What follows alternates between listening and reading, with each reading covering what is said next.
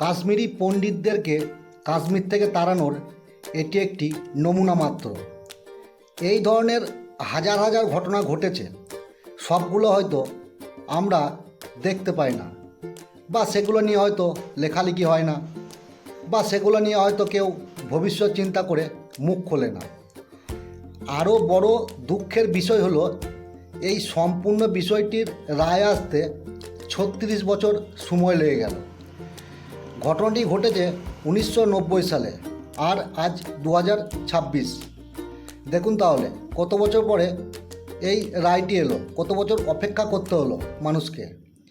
এই ধরনের ঘটনা বন্ধ হতো না যদি সেন্ট্রালে বিজেপি সরকার আসতো। কাশ্মীরি পণ্ডিতদের ওপর কিসের এত রাগ?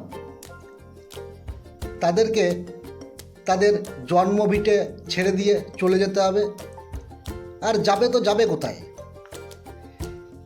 এই ঘটনার সাথে যার প্রত্যক্ষ যোগ আছে তিনি এখন তিহার জেলে বন্দী। এই ধরনের ঘটানোর পর তিনি নাকি ওখানকার জুয়া নেতা হয়ে গিয়েছিলেন। কি চাইছিলেন উনি? সমস্ত পণ্ডিতকে তাড়িয়ে আলাদা দেশ তৈরি করতে?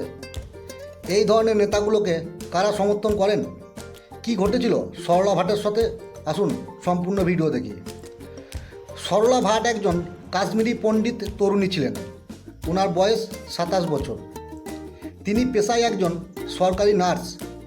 1990 সালে যখন কাশ্মীরি পণ্ডিতদের পালায়ন শুরু হলো, তখন তিনি নিজের জন্মভিটে ছেড়ে আসতে চাননি। ওনাকে ওখান থেকে তাড়ানোর জন্য প্রথমে ওনার বাড়িতে গ্রেনেড হামলা করা হয়। এরপর ওনাকে ভারতীয় আর্মির গুপ্তচর সন্দেহে অপহরণ করা হয়। এরপর চলে শারীরিক নির্যাতন। 5 দিন ধরে শারীরিক নির্যাতন চলার পর ওনাকে গুলি করে হত্যা করা হয়। এটি ছিল একটি মর্মান্তিক হত্যাকাণ্ড। ওই সময় তিনি যদি চলে আসতেন ভয়ে, হয়তো তার সাথে এই ধরনের ঘটনাটি ঘটত না। কিন্তু প্রশ্ন হলো, স্বাধীনতার এত বছর পরে কেন ওখানে পরিবর্তন হয়নি? শুধুই কি পিছন থেকে হিন্দু তাড়ানোর একটি রাজনীতি করা হয়েছে? এর উত্তরটি অবশ্যই কমেন্টে জানান। ধন্যবাদ।